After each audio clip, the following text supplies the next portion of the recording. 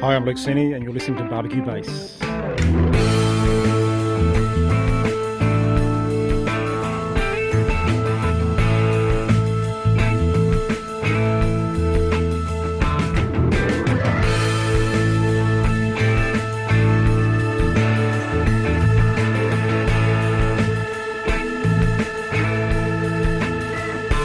Hello, welcome back to Barbecue Base, the podcast that love a little slow in their lives. As Johnny Trigg, King of Ribs, once said, if you're looking, you ain't cooking. So put down anything else you're doing, grab something to sip on and buckle in for about an hour of smoky tales and chat with us. As ever, I'm your host, Alex Lawson, and I'm joined by my trusty sidekick advisor, New Zealand's King of the Pits, a man who is so smoky that Marlborough once asked him to be their cowboy. Barbecue Jesus himself, Noel Hassapladakis. Welcome, Noel. Thank you, Alex. Quite an introduction there, mate. I really appreciate it. And look, anyone that wants to get into contact with us or ask any questions, please get in touch with us through Barbecue Base Facebook page or message me through Meat Mafia. Awesome.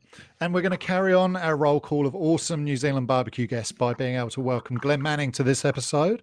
If you've been to any barbecue competition in the last few years, you'll have likely seen Glenn and his Southern Fat Cuts team either taking a stroll to pick up a bit of silverware or huddled around the now infamous Southern Fat Cuts wheelie bin table, which you see pretty much everywhere. Infamous. Yeah. Or if you're really unlucky, you'll see him from the vantage point of the chair, which we may talk about later. But Glenn is also the SCA representative for New Zealand, which is super exciting. It essentially means he's the head of the Steak Cook-Off Association for New Zealand. We're excited to chat a bit about that in depth later. Glenn, welcome to Barbecue Base. Yeah, thanks, Alex. Thanks, Noel. Good to be here. Welcome, mate. So, fellas, what's been hitting the grill this week? Noel, what's been on the grill? Well, mate, I've actually cooked up a bit of a storm, actually. So I've been hatching a plan for beef Wellington for quite a while. You know, I thought it was a dish that should be disrupted somehow with barbecue. So I did a beef cheek Wellington. So that was probably a sort of 3 or 4 week in the making. So I cooked that, and those today I just did some individual Wellingtons, or did you line them up and make a full one? Mate, what I started about doing was rolling a whole point basically and smoking that and then putting that in the Wellington so it looked more like a fillet. But actually I had a couple of cheeks and I thought, well, actually no reason why I can't do individual parcels. So yeah, I did 2 individual parcels and look, they came out pretty well. I have to say that was a date night with the missus and she was super happy. So yeah, can't really complain. I must say, I saw those on social media, and it looked stunning. Like it was. Thank you. It was stunning. It was really good. Glenn, what's been on your grills, mate? Not a lot, to be fair. Haven't really been given it a good nudge through the lockdown. A few quick cooks and bits and pieces, mainly just cooking dinner. However, went through a bit of redemption last Saturday night and cooked multiple briskets, multiple pork bellies, multiple racks of ribs, and just went nuts. For a fair while. It's a bit chilly down there in old Canterbury, so getting out there and standing by the barbecue wouldn't be high on my list for long periods of time, like ducking in and out. We're about hardened to the weather down here. It's a full year season barbecue. Just get amongst it. I did a bit of pork belly this week, which is always a bit of a fan favourite. So that was good. Although I failed pretty miserably on the getting the crackle up. It just didn't come up at the start, even though I had a good temp. But that's what a grill's for, isn't it? At the end, you get the crackle going, and it still tasted really good. I'm super excited. I got my first fireboard this week, which I think is a little rite of passage. So, fireboard extreme. So more probes. Nice. More probes than I know what to do with. So you got the comp probes as well with the extreme, obviously. I did, yeah. It comes with the 2 ambient probes, pit temp probes, and the 4 meat probes, or 6 meat probes, but you've only got 6 inputs and 8 potential probes. So obviously not all of those are going to get used at the same time. But it's a great piece of kit. Enjoying working that out. And Noel, big week for you this week as well with launching or nearly launching the Meat Mafia Collective website and merchandise range. Yeah, look, it was good to finally get that out because that's been sort of, I don't know, 2 months in development, the merch. So, yeah, it was good to finally get that out. And, I know it's a tough time for everyone. So, I wasn't expecting too many sales, but it was good to just push that out. But actually, the response has been really good. So, very happy with that. And, yeah, I'm just consumed by building the Meat Mafia offering at the moment, so I can't wait to release that. I won't say too much about it now, but it's pretty exciting for me, and hopefully it'll be exciting for the barbecue community as well. Yeah, I think it's going to be awesome, and they can. I saw some great hoodies and T-shirts and jackets. Can people still hit you up for some merch? Yeah, absolutely. So I was going to actually place the order today, but I've extended that now to tomorrow. So still time to put an order in, basically. Yep. Thank you. Awesome. And just through the Meat Mafia page. Yeah, so just email me at noel@meatmafiacollective.com, and if you want anything, or just PM me directly. Awesome. And from our point of view, it's been a big week. We got ourselves finally a bit of video onto YouTube. So if you enjoy seeing our mugs in pain, well, mine was in pain. Luke and you in pain. Oh yeah. You can watch us do last week's hot sauce challenge, and we'll definitely put the hot sauce challenge from tonight up. There's a bit of a kick in the tail for this one with Mr. Manning, and we are pretty much across all your podcast apps now. So I don't know where you're listening to us right now, but Spotify, Apple Podcasts, Radio Public, Google Casts, kind of wherever you get your podcasts, you should be able to find us. So please give us a review and a rating, especially on Apple, because that's what drives their Finder algorithm. All the technical stuff coming out now. You'd think I may even work in marketing or digital marketing somewhere along the lines. But give us a review, give us a rating, share the episodes, tell your friends. Tell people you don't know on the street for all I care, but as long as more people listen, that'd be great. And we've had really great listenership. So thanks very much to everybody who's tuned in. It's going well past what we thought was going to be. And I just wanted, before we get really stuck in, just to mention a few other enterprising Kiwis at the moment in the barbecue scene who are all, so there's suddenly a torrent of great New Zealand barbecue content. So let's have a shout out for them. Mile Marker 66, so the Flanagans, Matt and Heather Flanagan, who you may have seen at competitions, launched a brand new barbecue channel this week or last week, which is awesome.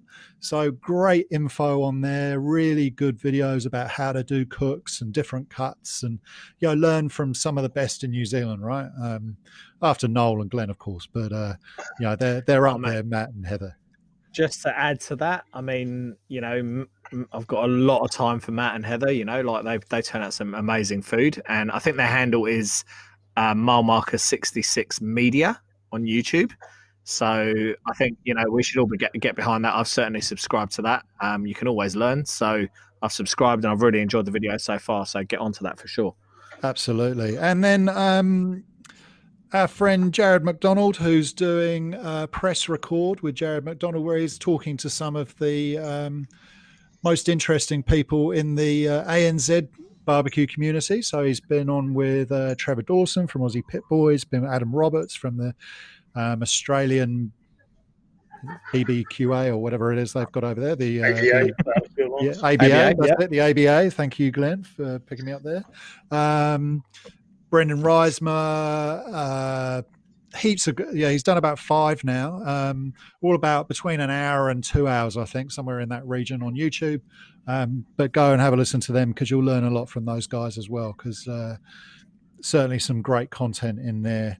And Glenn, I know you were having a little squiz at the Trevor Dawson Aussie Pit Boys one today. Yep.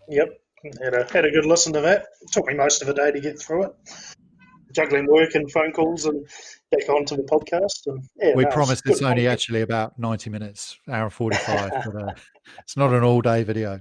But hey, go check out those guys, because the more Kiwi content we've got out there in the barbecue world, the better, as far as I'm concerned, and I'm going to support those boys as well. So moving on, it's time for Noel's Meat, and this week he's going to be talking wings. I am. Look, probably one of the easiest things to cook and the crowd favorite wings, I think it's one of those things that when you're starting out, if you want a very short cook, something pretty easy, there's lots of great rubs out there. Most recently, I cooked with rum and Q softcock and glazed with meat juice. So it's a really easy combination that's readily available. So most people's entry into wings, right? You'd be either KFC and the sort of deep fried wings, or buffalo wings. That'd be how most people would sort of enter in. Is that right? Or maybe your chicken nibbles out the supermarket. So what's Absolutely. the difference for us grabbing a packet of chicken nibbles in this soy, honey soy or nice and spicy, versus the way that we like to do them? Look, I think with your honey soys, people tend to chuck those in an oven dish in the oven. Overcook them. Let's just say. And I guess the sort of sweetness in the soy masks all the sort of mistakes of that, right? So what we typically do is rub them with a really good flavoursome rub.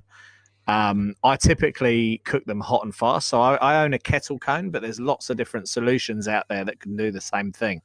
So essentially what you're looking at doing is concentrating the heat onto the lid, and they're smashing down onto the ribs, right? Onto the chicken wings. So, then the glaze afterwards, so you're cooking those for sort of 30 to 35 minutes, I would say, and glazing them afterwards. So, typically when you buy marinated ribs, they come marinated from the supermarket, whereas this is about rubbing them, actually getting the flavour into them first and then glazing them after the cook. And you can put pretty much any sauce on that you like once you've got them done like that, right? I mean, there's kind Absolutely. of world's your oyster.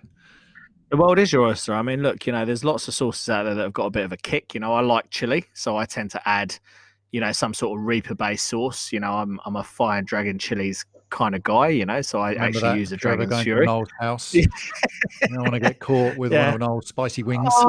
Look, I've been known to do 2 batches, so, but yeah, no, I like a bit of a kick, but some people don't, and you can quite easily make up glazes from, household ingredients, stuff that you've actually got in the cupboard. So tomato ketchup, barbecue sauce, mix that with a bit of maple, so there's loads of different things you can do with wings. Sky is literally the limit. And you can cook them on anything, right? It doesn't really matter what pit you're using for wings. Mm-hmm. Cook wings. I do them indirect. I do them indirect with a kettle cone, but you actually can cook them direct. It's such a small piece of meat, so the key thing is that your meat is over 165, which is done. I actually like to take them to sort of 170, 175. So I take them a little bit over, I think, what the FDA quotes as done. So, and they're still super juicy, right? They're a crowd pleaser. So they really go with every situation, every party situation you can think of, right? Or all the way down to just for yourself because you've quite fancy a bowl of wings in front of the telly. Yeah, I mean, look, I've cooked 10 to 12 wings, maybe 14, just for myself, right? And then you can literally chuck 2 kilos into a Weber and have those as a sort of hors d'oeuvre or side dish for a party or what have you, and they're probably one of the cheapest things that you can buy as well. So obviously lots of the barbecue cuts are quite pricey, but wings are always reasonably cheap. And you can actually save yourself some money if you buy the whole wing with a wingtip and actually cut your own nibbles yourself. And that's fairly easy to do. So I will do a bit of a video on how to do that. But, you can save yourself quite a bit of money by buying the whole wing. So I was going to say, great for that after work sort of quick cook to fuel the fire and get those coals burning. And yeah. Yep. I often do a steak and wings as well. Quick steak direct and wings on the side. Yep. Now, what about if you want to cook them in advance and maybe reheat them because you're taking them around somewhere? Is that feasible to give them a quick kind of blast to get the heat back in them if you kind of pre-cook them a bit? Or absolutely, mate. I mean, look, if you've got the glaze on, typically I would just put them into an aluminium foil tray. Actually wrap them in foil and then just bring them up to temperature in a reasonably hot oven, so about 200 degrees centigrade. Give them 15-20 minutes and that will bring them back up to temperature, and they actually travel pretty well, so they're a good thing to do if you want to sort of take a dish to a party. You can be the hero not in your own home, be the hero everywhere you go with wings. And the massive difference with what we do is obviously getting smoke into them, so that makes all the difference. And there's no Wagyu chicken wings, so you can pretty much shop to your budget. I mean, I guess your only real choices are whether you want to do free range and organic versus just standard supermarket wings, but there's not much between them, is there?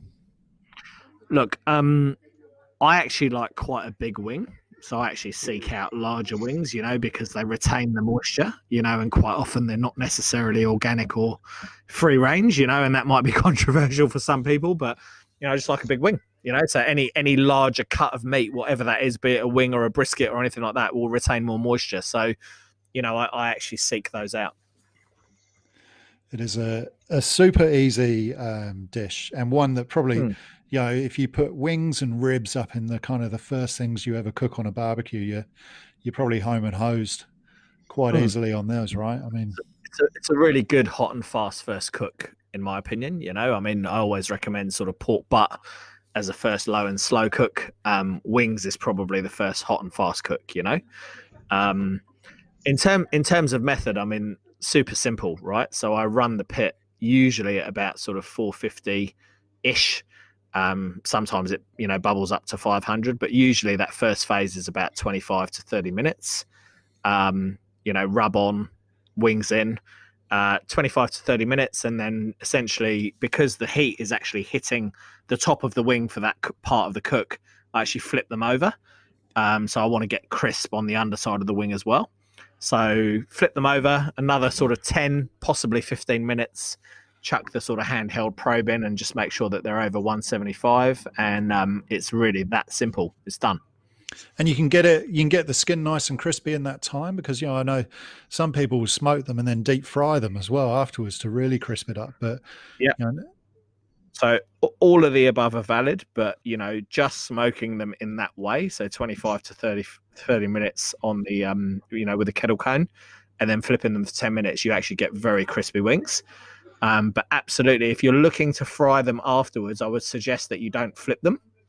So just do that first 25-ish minutes, and then actually egg wash them and coat them and then fry them. So you really don't want to have the wings totally cooked before you actually fry. Good advice there. And I think, the easiest thing to do. So get out there on the weekend and get yourself some wings and slam them in the barbie and have some awesome hot wings or Asian wings or just barbecue wings, like whatever you want, whatever floats your boat. And I would say that wings are probably what I cook 30% of the time. I absolutely love them, so they are a massive part of the charcoal cooking that I do. So there you go. Way to Noel Hasbuladakis' heart is via his wings. Absolutely, via the wings. Chuck in some wings, and he's yours forever. And Glenn's wings as well. Actually, his comp wings are pretty amazing. So I think a lot of the stuff that Glenn does at comps is pretty amazing, to be honest. I've had some very good food out of the Southern Fat Cuts tent, and probably a good time to flip our attention over to Mr. Manning and get into a bit of Glenn. And as we mentioned at the top of the show, your barbecue resume is pretty eclectic. It's fascinating and contains a fair bit of passion for all things fire cooked. So you are the head of the Steak Cook-Off Association for New Zealand, which is impressive in itself. But you're also, many will know you as more of a fierce competitor with the Southern Fat Cuts boys, and a proud Cantabrian who has done a lot for the South Island scene and the Canterbury scene especially. And you are responsible for the first South Island barbecue competition, Let There Be Meat, which is also pretty impressive as well. So, but I think first you started out as a chef. And so how did you come from chefing to barbecue? Yeah, that's right. I did start out as a chef. Don't do it anymore, but still got that passion to, get out there and cook. I guess like most people seem to have, back in 2012, 2013, I was sitting in front of TV watching this show in America. We all know it, the Barbecue Pitmasters. And then I was fortunate enough to have a trip to the States, and Texas being one of the areas we landed in 2013. I went hunting out some of this food that I'd seen on TV because I wanted to get my head around it and try it out. So had a good feed of brisket and short ribs and sausages and everything else they were doing over there, and pretty much demolished a whole big platter. Which ones did you get to over there? Did you get to any of the big ones? You'd be ashamed. I think it was a place called Cooper's. It was just a place that I saw. We were actually going with the kids to the Fort Worth rodeo, and I was just, gazing around. Right, there's got to be barbecue around here somewhere. Saw a place that had a sign saying best, whatever it was, ribs or what have you. Rated best ribs. So I was like, yep, we're going there. So shot in there and had a feed. Hadn't heard of Franklin's. If I'd heard of Franklin's, I would have been in the queue, But, that's how new it was to me. I'd seen it on TV. I was pretty blasé about the whole thing and thought, there's nothing in New Zealand. I'm going to go and try this and see what it's all about while I'm over here. And then stumbled into coming back to New Zealand, and a few years later hearing about first meat stock coming up. So went along to that as a member of the public and wandered around for a few hours, ate some food, felt a bit like a spare prick at a wedding after having a feed, so left it at that. And and it just kept evolving from there, to be fair. Came back to Christchurch, found out about a couple of people that were doing low and slow in Christchurch, and basically got around eating their food. Been Matt Pickersgill with Truck Norris. Truck Norris, and then Tristan with Smoky Teas. Tristan back at that time, he was working full time as a chef, so he was just doing the odd pop up here and there, and was quite elusive to get his barbecue. So I was just keeping an eye on social media, and whenever I saw it, I was out there queuing up with the rest of them and getting a feed, So just sort of fell into it that way. And I guess, as I say, just kept evolving and moving forward. So what year did you actually start barbecuing then? So you said that you... It would have been probably 2016. So, again, hadn't really featured a heck of a lot with it. I had a mate who had a cheap barbecue, and he chucked a bit of pork on and cooked up some pork shoulder and thought it was amazing. I gave it a taste and thought, this is cool. I want a piece of this. So did you think I could do better? No. Never think I can do better. But so I invited a bunch of mates around. We'd previously done it with a few people to watch Bathurst back in, it would have been 2016. My mates list just got bigger and bigger. Then I realised that this barbecue, which was similar sort of size to a 57-inch Weber, wasn't going to cut it. So the day before Bathurst, I had all this meat on the counter, scratching my head, raced out to Mitre 10, brought a Weber, came back and then researched, right, how do I cook this stuff? So we had brisket, we had pork shoulder, we had ribs, we had chicken, sausages. We're just eating all day, It's just one thing off, one thing on, just passion, just the craze of enjoying it. And thought it was pretty good at the time, but it wouldn't have been. I think not compared to now, mate. Not compared to now and what you know, right? But you got to start somewhere. Absolutely, and that's the key. You've got to start somewhere. And for me, I went around to the next meat stock. I've been to every meat stock. Went to the next meat stock. I'd gotten to know Matt with Truck Norris and Tristan, so sort of eagle eyes on them and sort of found their site and got in amongst them. Sat there most of the weekend watching. Well, really, I was just there to steal all their piss. But sat there watching, learning, and taking what I could out of it. I think at that stage I'd just recently met Forbes while standing in a queue to get some Smoky Teas meat back in Christchurch here. So I bumped into them and had a bit of a yarn with Meat Smoke Eat. And as I say, just kept going from there. Had a bit of pressure when I came back from or conversations, I guess, with a few guys that were in it and saying, get a comp team together. Easier said than done, trying to get the guys off the fence and getting people into a team of 4 and outlaying some serious coin to get up to the North Island and have comp when is it's actually quite hard to get a team together, isn't it? It is. Those early days, it's very hard to assemble a group of like-minded people. So, well done for that. Yeah, no, it definitely is. I used to think of you initially before, because, I was at the QMU comp when you were cooking with Daniel Tate from Heavy Kettle Smokers, and I knew you'd been around a few other teams. I used to think of you as a bit of a barbecue gypsy. Yeah, I was on the just comp about. circuit. See, I Barbecue talk. gypsy, barbecue There's a slap, few one of the those. two. There's a few notables in that space, isn't there? Yeah. Johnny K was one for a while, but I think he's permanently joined Jurassic Pork now, so he's found a home. I mean, talk us through that, because I think that's actually a really underrated way of getting into the comp scene and really basically nicking a load of different people's ideas, Glenn. I mean, let's be face it. You shigged your way around the New Zealand comp scene. Don't tell everyone how to do it. No, to be fair, it wasn't so much about shigging.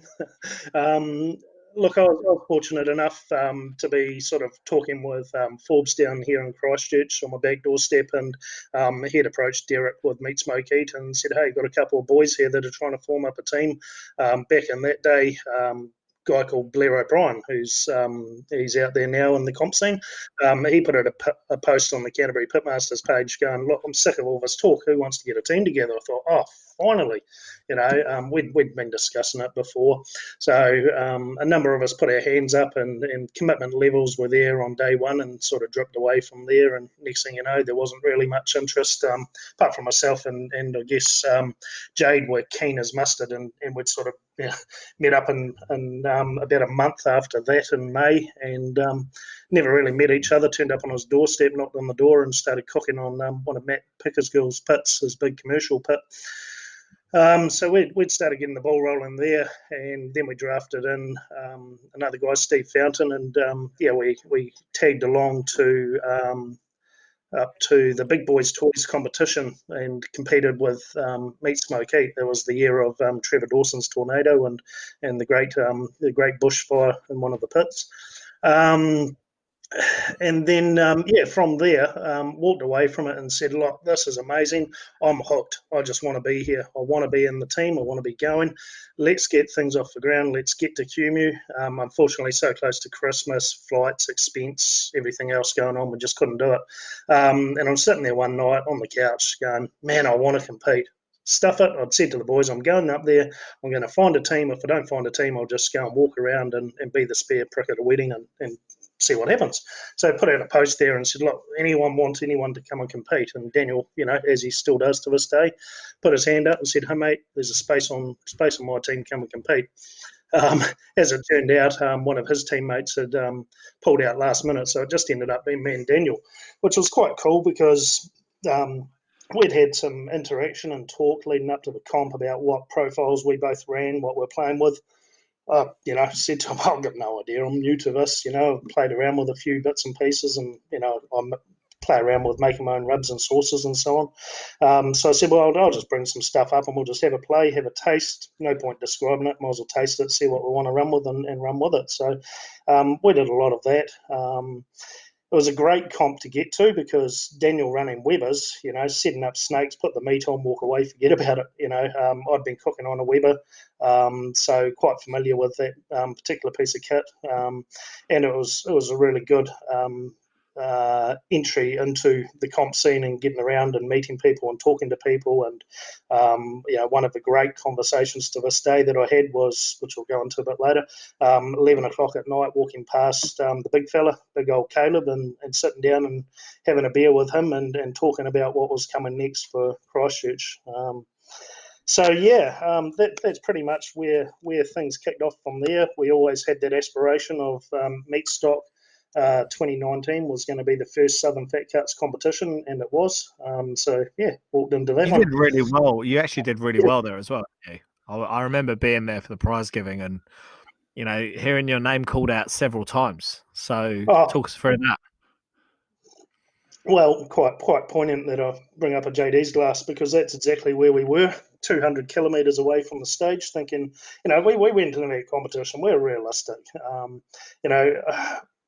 Me and our other teammate Steve had been at Big Boys Toys the year before, back in I think it was October or somewhere around there.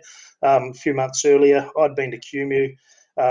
Jade was with us, hadn't competed. Another guy was with us as well that hadn't competed, and we were sort of talking to ourselves and saying, well, if we sort of get a call in the top 20 somewhere, thinking 20. 19, get a place in the top 20, sorry. That's gold, 54 teams, that's going to be awesome. We'll be happy as Larry. We walked into that competition with 65 kgs of meat, and that wasn't brought from Auckland, that was brought from Christchurch. So, 3 chili bins on a plane, 2 suitcases each with all our gear. It was just crazy. We'd gone out in January. We didn't have a piece of kit. We didn't even own a chair come Christmas time. Gone out in January and purchased all the gear that we needed. I went a bit overboard, but I believe in doing it once, doing it right. So we had everything we needed, probably a bit more than what we needed. So Glenn, you have the craziest logistics I've ever seen of any team, because you come up to the North Island for nearly every competition. The three of you from the South Island, and you're at literally everyone. And sometimes, one particular member of the team might not make it at the same time as the rest of them, but you have all your gear. How do you manage the logistics of this team? It's crazy.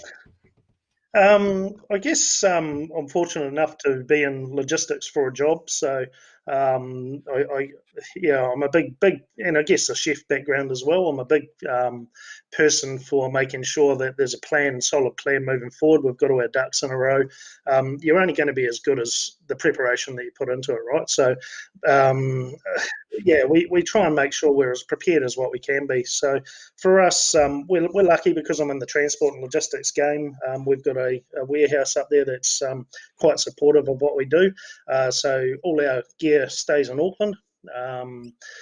That's all the pits, all the equipment, the gazebos, everything we need, apart from big offsets, all on pallets ready to go. So every time we roll into a comp and set up, through the comp, we take note of anything we've used the last of, write a note, bring it back to Christchurch, or if we're fortunate enough, go and top up before we come back.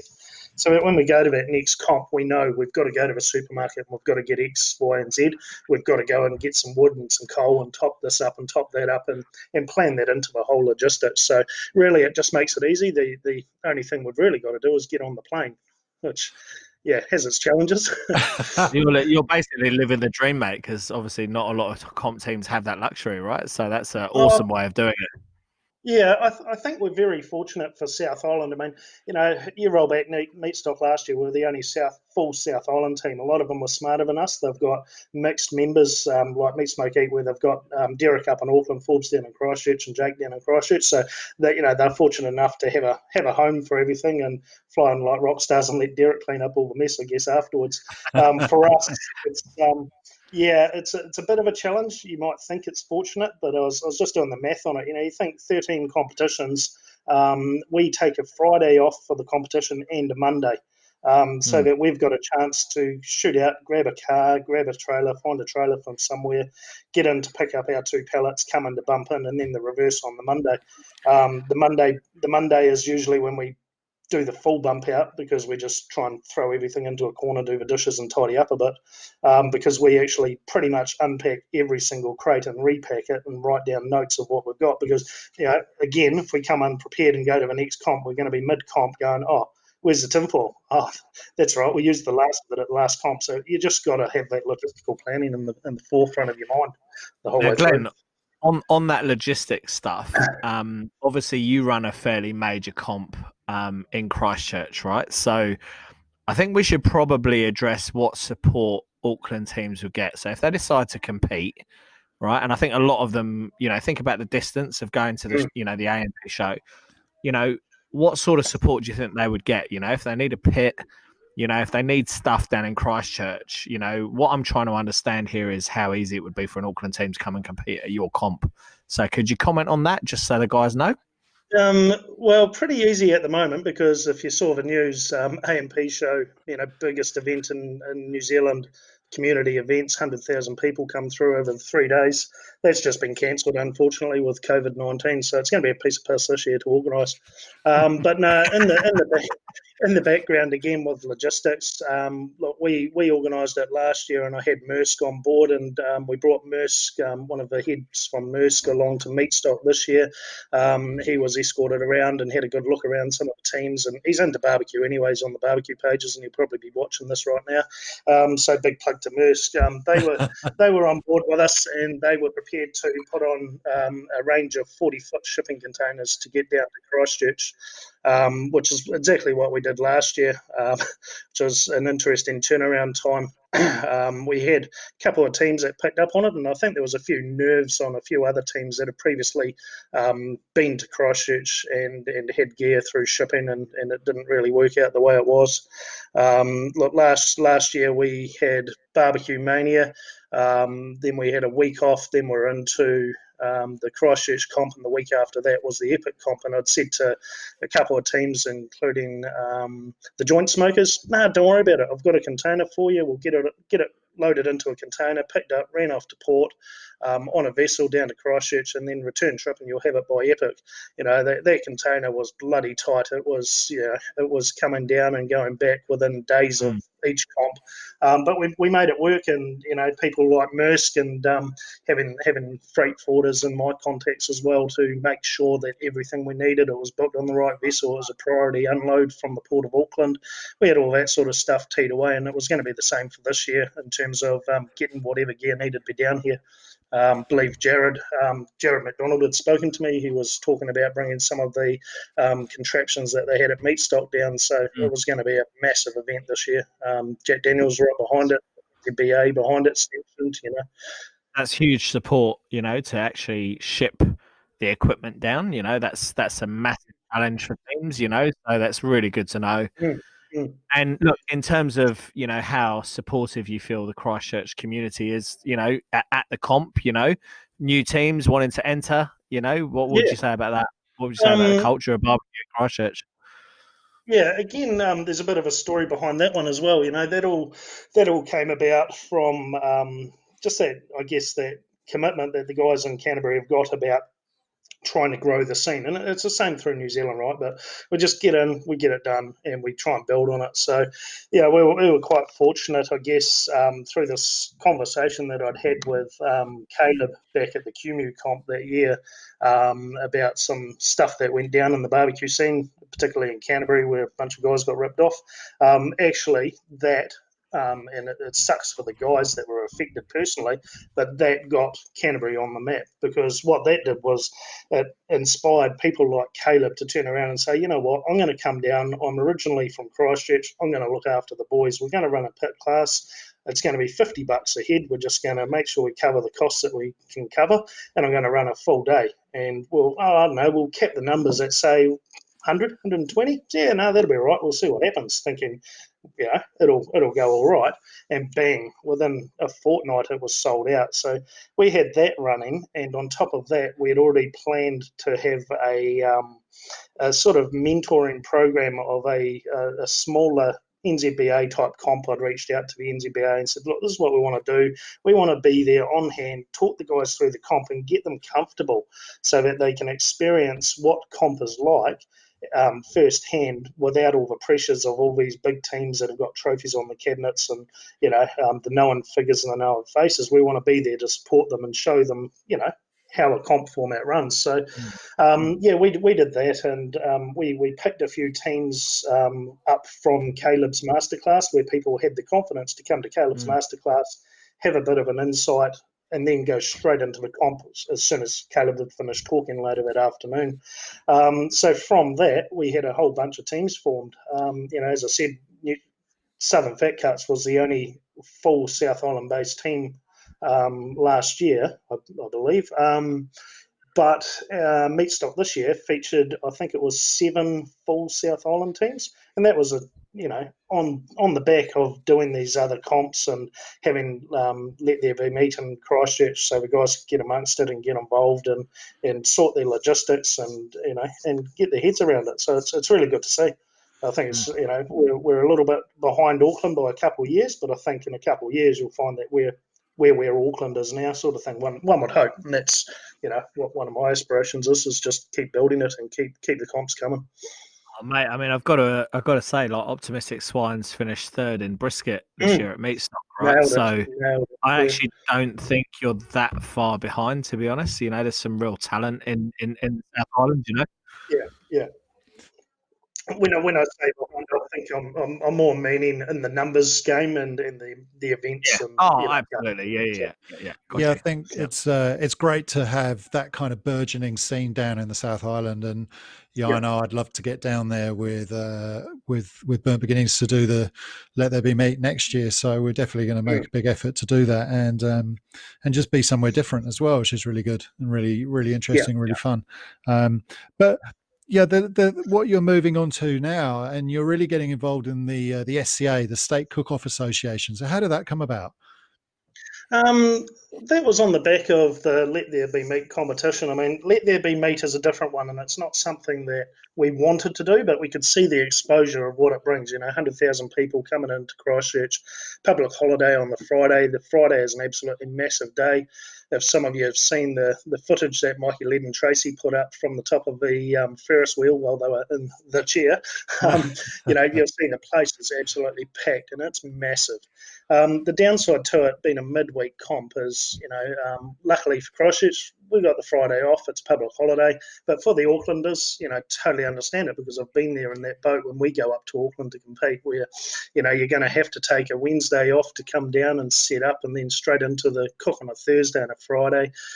Absolutely massive couple of days. And the AMP show, when they approached us, they wanted us to run the comp Thursday and Friday. It was don't really want to do a 2-day low and slow cook. It's just going to be massive. The guys are going to be rooted after the end of it. So thought about SCA and reached out to the guys early on over in the States about hosting a comp, and they were talking about all these costs and those costs and flying judges in, and we're going to have to bring in a head judge from Australia. And I'm sitting there going, what, we don't have one in New Zealand? What about Meatstock? How was that run? Oh, we always come over from the States. I was like, well, that's not going to work. So I sort of penciled it in with, the hope of something evolving and not really knowing where we're going. And a couple of months went by and had a bit of a chat with Ken, who runs the SCA in the States, and said, I don't think we're going to get it done. It's probably logistically just not going to work. And yeah, lo and behold, he reached out to Michelle Dang, who's a very nice lady with the SCA, and invited her over to New Zealand. She's never been to New Zealand, so she was just like, hell yeah, book me a plane. I'm coming. Want a piece of this. So yeah, they were very kind. They put on the flights for Michelle to come across, and with the aspirations of us getting SCA off the ground in New Zealand and being able to do our own thing. So I sort of looked at that, and I looked at what we were trying to achieve and thought, what, it's a bit crazy trying to organise, I'd like to see 3, 4, 5 comps NZBA style down in the South Island, but realistically to bring all the gear down, to bring the big pits down, to have big pits that guys want to cook on and borrow down here, I know what that's like. I mean, I don't think we've cooked on the same barbecue more than 3 times at a comp yet. We always borrow the big gear, and we're cooking on something different every time. So it's a logistical challenge in itself, and something that can deter people. So I thought, well, SCA, it's designed around cooking on any cooking device, and chances are we've got whatever that cooking device is in Christchurch. It's easy to jump on a plane with a small bag and pre-prepare everything that you want to hand in on the day. So why not make SCA as the forefront of the South Island, and then spread it through New Zealand? So yeah, that's where it's sort of. For those that don't know SCA, I mean, it's a much simpler format to get into, isn't it? I mean, sort of talk us through a typical SCA format. I know there is kind of no real typical one because promoters get to choose their own ancillary categories, but take us through the basics. Yeah, so SCA, it's the Steak Cook-Off Association. So the big key to it being the steak cook-off. So every competition features the steak.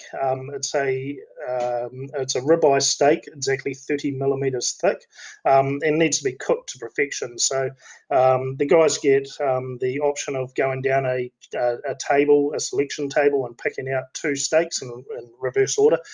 Those 2 steaks, they get to cook both of them and hand one in for the judging.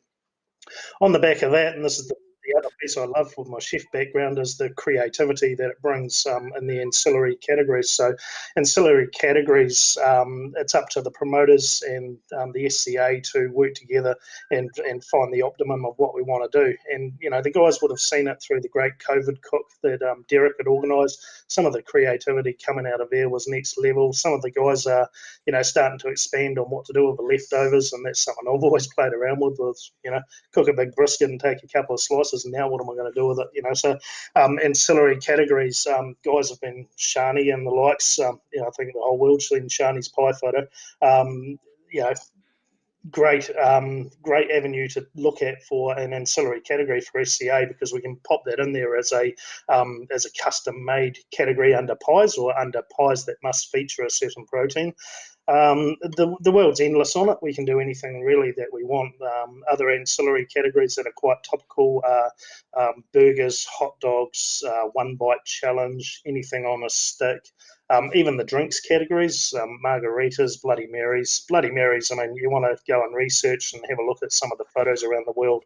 We're not talking just a Bloody Mary with a bit of garnish on it. We're talking, beer pong cups and 30 centimetre high decoration with prawns and bacon and whole lobsters. Yeah. Yeah, there's some pretty extravagant hand-ins. I mean, mate, what's your plan for SCA? I mean, look, I think having a look at SCA worldwide, for me, when I look at the different sites and the different sort of videos online, a lot of people have sort of created their own identity around hand-ins. Have you got any sort of oddball things that you're thinking about for New Zealand? No, I think really I want to let the cooks form the SCA the way we want it to form in terms of its own reputation. I think that'll come naturally. People will start identifying with New Zealand culture, New Zealand cuisine, and start doing what we want to do, using the parameters with what we've got to do. I guess the SCA comps are very, very broad in terms of the rules. There's basically very minimal rules. So in terms of creativity, it provides a heck of a lot of options. And I think that's one of the great things for it. In terms of where do I see it going? Look, the main reason that I wanted to get and with SCA, after thinking about it quite a bit and being approached about training up, was how hard was it for me to get myself into a team and get to meat stock and get to these other comps. It was bloody difficult. What I want to do is get these guys that are struggling to get 3 or 4 people together to come to a comp, enter an SCA comp. Minimal work needs to be done to do that, right? And minimal gear. They don't need all these big offset cookers and so on. Come and get exposed to the SCA, and then hopefully on the back of that, and we are partnering with a few NZBA events as well, have the NZBA events there so that they can join in with the team, get to meet people, or meet people that are cooking an SCA.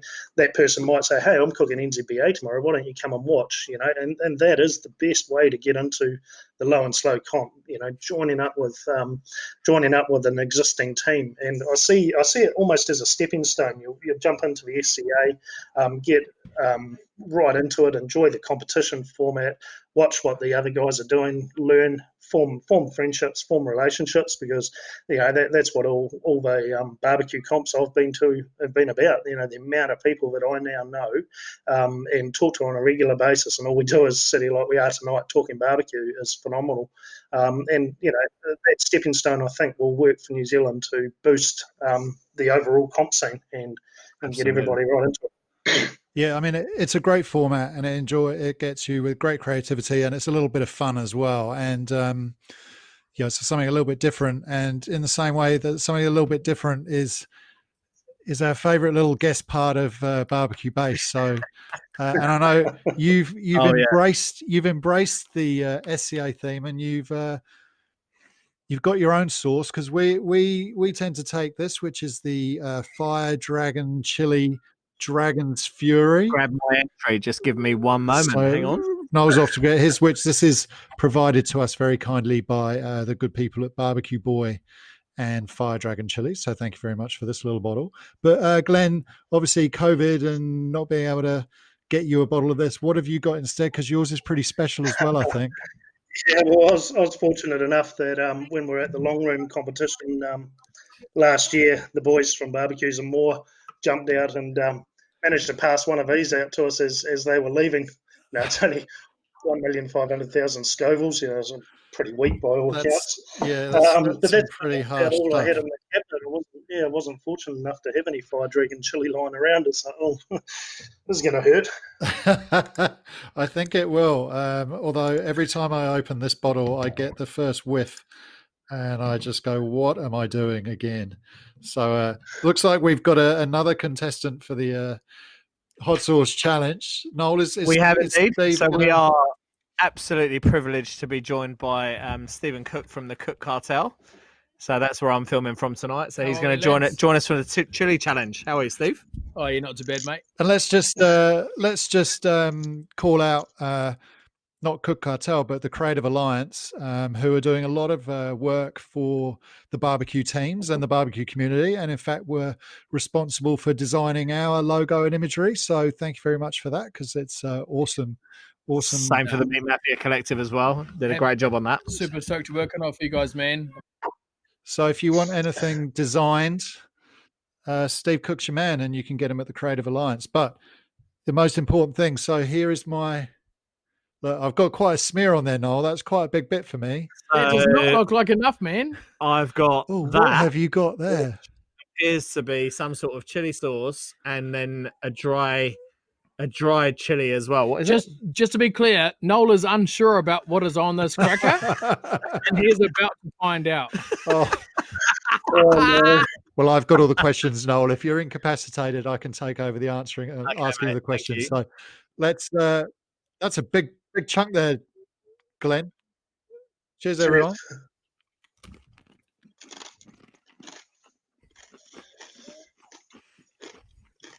Is that warm? There's some heat. There's enough heat here. There's definitely some heat. Is it wash it? I can only imagine what your cracker was like, Noel. And Glenn, how are you doing? You getting a little bit? That's not quite hot enough. There appears to be some dried chili on that. actual chili.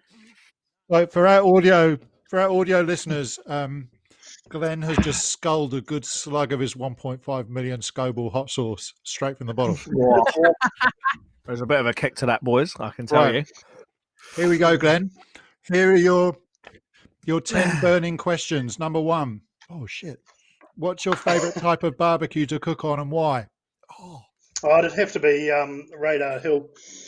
Something that I've been around and cooked on quite a bit in various formats. Yep. Do you even have the questions, Noel, or are you just in pain? No, I do. All right, you go. Man. So, Glenn, how do you find that chefing translate with you and into barbecue? Translate into barbecue for you? Not a lot, really. It's probably more just the logistics and planning and being ahead, staying ahead. The rest of it, a little bit of taste profiling. The rest of it's probably a bit irrelevant to it. It's more so about having that passion, that drive, creativity.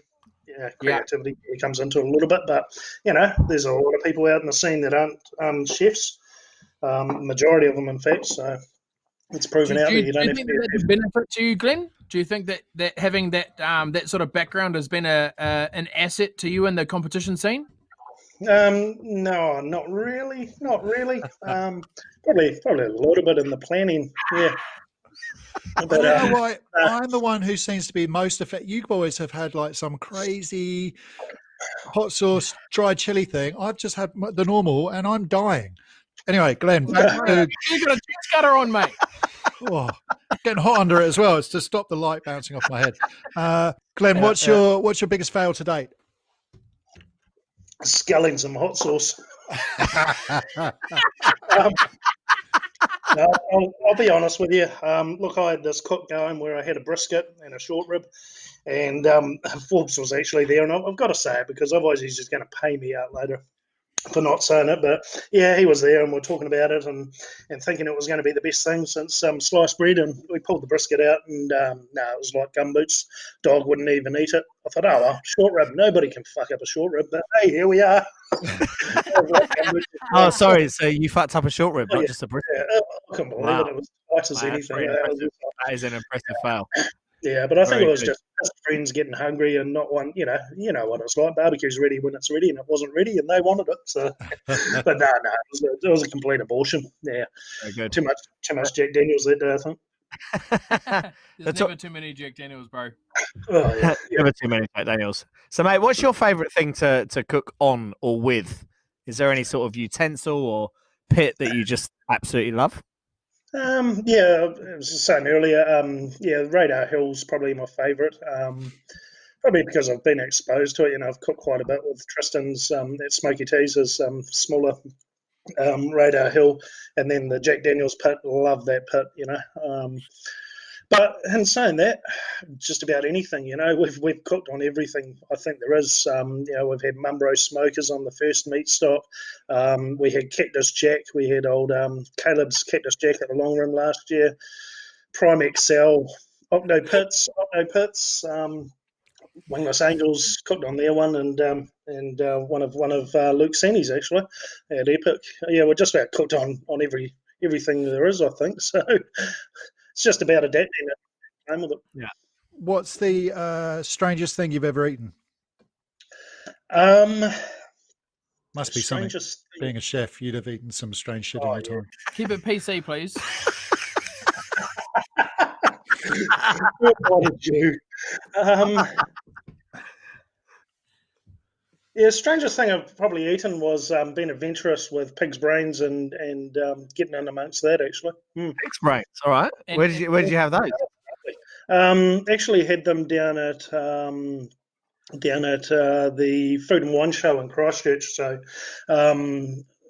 Simon Levi from Anati, good restaurant in Christchurch, Michelin star chef. Yeah, he was doing a bit of a course there on using head to tail dining. So I was pretty much busting past people to go and get a taste, and it was next level way. Beautiful. Noel and Stephen, you're looking a little troubled by your cracker at the moment. Can I just say that mine had an absolute mountain of the powder. Steve's had a little dust thing. I might have stitched up the situation. Definitely stitched me up. Okay, Glenn, low and slow or hot and fast? Low and slow all day. Yep. Haven't played around with. What's your preferred base temperature? Are you around that 250, 275, 300? Like, what's your sort of base? Oh, whenever the JD's runs out, we go and top it up again. No, usually around there 250, 275 sort of mark. Yeah. So on the lower side of things, then. Yeah. 100%. Yeah. So, Glenn, biggest legend in New Zealand barbecue, not Noel. Not me. There's no such thing as Noel, but okay, carry on. I don't want to be like Luke last week, but he nailed it. Everybody in the barbecue scene, everybody that's involved in low and slow, even the guys that are on the pages, the people that are posting regularly, except Steve Cook. Just him and Noel, they've just got no life. But no, I have to be honest, I have to put a few special mentions out there. When it comes to the comp scene for us, we're jumping off a plane and we're struggling a little bit because you can't actually get a rental car with a tow ball. So we've been really fortunate to have Mikey Led beside us for the last few comps, providing his wife's car. A legend in barbecue for sure. Oh, he is, yeah. But that said, there's a hell of a lot of other people that have helped us along the way. Adam Winter towed all our gear down for us to Napier for West Shore last year. Carl Granger's helped us run around. Caleb and sorry, Kerry, that was us that day that Caleb said he was going to meet you for a coffee, and 18 hours later he came home. The list is endless. Luke, man, JD's and Luke in general, he has been a massive supporter of us, helping us out and running gear around and just amazing, and it's very humbling to have somebody of that caliber sort of sitting there going, what do you need, what can we do for you? And the same with Mikey and, the list goes on. Tracy and Matt from Rum and Q, they bunked us up after Hamilton and we took over their house while they went to work, and I think that was a bit of a nervous moment as they shut the door and left for work and left us in the house. I think we forget about that. There's a lot of people that stay at other people's houses when they're out of town, and they absolutely should be recognised, For sure. Yeah. Oh, absolutely. Without them, we wouldn't be there. The cost is extreme enough as it is, because we were looking at Barbecue Mania and West Shore last year, $1,274 just for us to get there, just for flights alone for the three of us. It's just huge, but, I don't want to put a downer on it. It's worth every cent. Like, you can make it work, but you want to be there, right? You want to be there, but when you put it into the big scheme of things, you break those costs down. And as somebody was saying last week, I think, or the week before, $1,500 to $2,000 for a comp with all your meat and everything. Well, you go skiing, you go play golf, you go car racing. It's going to cost you that anyway. You go, you break down the cost that we spend. Yeah.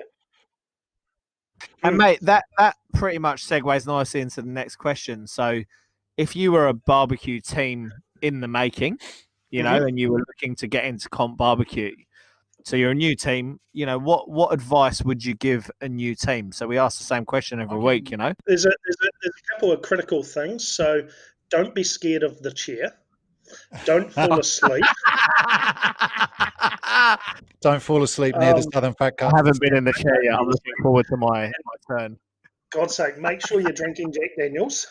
Apart from that, come along, have fun, get on with a team. Just reach out.